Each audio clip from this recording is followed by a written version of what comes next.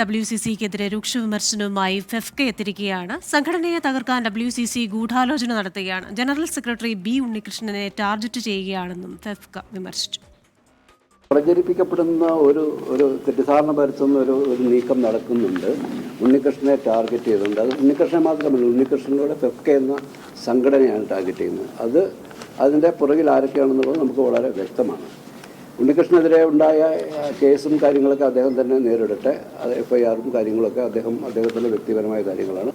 ഇത്രയും പരാതികൾ ഫെഫ്കയ്ക്കെതിരെയും ഫെഫ്കയിലേക്കും കൊണ്ടുവരുന്ന സാന്ദ്ര ഇതുവരെയും ഒരു പരാതി പോലും പ്രൊഡ്യൂസർ അസോസിയേഷൻ കൊടുത്തിട്ടില്ല.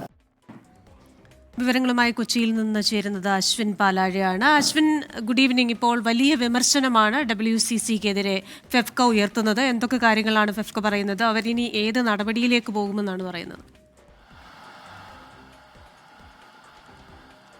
Krishna, good evening. ഈ ഫെഫ്കയും WCCയുമായുള്ള പ്രശ്നങ്ങൾ വർഷങ്ങളായി ഉള്ളതാണ്. അതിനിടെയാണ് ഈ ഫെഫ്കയ്ക്കെതിരെ രൂക്ഷ വിമർശനവുമായി സാന്ദ്ര തോമസ് അടക്കമുള്ള ആളുകൾ രംഗത്ത് വരികയും ചെയ്തത്.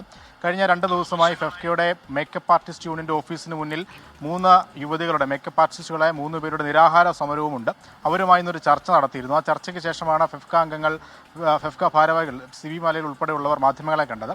അതിലാണ് WCCക്കെതിരെ അതിരൂക്ഷ വിമർശനം നടത്തിയിരിക്കുന്നത്. ഈ സമരങ്ങളുടെ എല്ലാം പിന്നിൽ WCC ആണ് എന്നുള്ളൊരു ആരോപണമാണ് അവർ പറയുന്നത്. ഒരു ഗൂഢാലോചന ഫെഫ്കയെ തകർക്കാൻ നടക്കുന്നുണ്ട്. അതിന് നേതൃത്വം നൽകുന്നതും WCC ആണ്.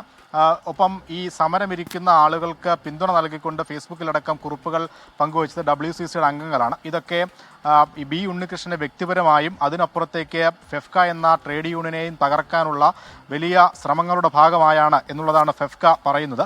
ഒപ്പം നിലവിൽ ബി ഉണ്ണികൃഷ്ണനെതിരെ ഉയരുന്ന പല ആരോപണങ്ങളുണ്ട്. അതിൽ പാലാരിവട്ടം സെൻട്രൽ പോലീസ് FIR ഇട്ടൊരു കേസ് പോലുമുണ്ട്. അതിലെല്ലാം ബി ഉണ്ണികൃഷ്ണൻ നിരുപാധിക പിന്തുണ കൊടുക്കുകയാണ് ഫെഫ്ക. അതെല്ലാം കെട്ടിച്ചമച്ച പരാതികളാണ്. ഉണ്ണികൃഷ്ണനെ വ്യക്തിപരമായി അധിക്ഷേപിക്കാൻ സാന്ദ്ര തോമസ് അടക്കമുള്ളവർ നടത്തുന്ന ചില ശ്രമങ്ങളുടെ ഭാഗമായാണ് ഇതെല്ലാം വരുന്നത് എന്നൊക്കെയാണ് പറയുന്നത്. എന്തായാലും ബി ഉണ്ണികൃഷ്ണനെതിരെ വലിയ പ്രതിഷേധം ഉയരുന്ന സാഹചര്യത്തിൽ പോലും ഒരു നടപടിയും എടുക്കേണ്ടതില്ല, വിശദീകരണമൊക്കെ തൃപ്തികരമാണ് എന്ന് ഫെഫ്ക പറയുന്നുണ്ട്. ഒപ്പം ബി ഉണ്ണികൃഷ്ണനെതിരെ സമരം ചെയ്യുന്ന 3 യുവതികളുണ്ട് മേക്കപ്പ് ആർട്സിൽ. അവർക്ക് എന്തിനാണ് ഈ സമരം നടത്തുന്നത് എന്നുള്ള കാര്യത്തിൽ പോലും ഒരു ധാരണയില്ല എന്നുള്ളൊരു കാര്യം കൂടി അവർ പറയുന്നുണ്ട്. അവരുമായി ചർച്ച നടത്തി അവരെ കാര്യങ്ങൾ പറഞ്ഞ് മനസ്സിലാക്കി തിരികെ കൊണ്ടുവരാനുള്ള ശ്രമങ്ങളൊക്കെ നടക്കുന്നുണ്ട്. എന്തായാലും നിലവിൽ ഈ ഉണ്ണികൃഷ്ണനെതിരെയുള്ള ആരോപണങ്ങളെ ശക്തമായി തന്നെ ചെറുക്കുകയാണ് ഫെഫ്ക. ഒപ്പം WCCക്കെതിരെ ശക്തമായ ആരോപണങ്ങൾ ഉന്നയിക്കുന്നു. ഇനി മുന്നോട്ട് പോയാൽ നിയമ നടപടികളിലേക്ക് വരെ പോകേണ്ടി വരും എന്നുകൂടി ഫെഫ്ക ഓർമ്മിപ്പിക്കുന്നുണ്ട് WCCയെ.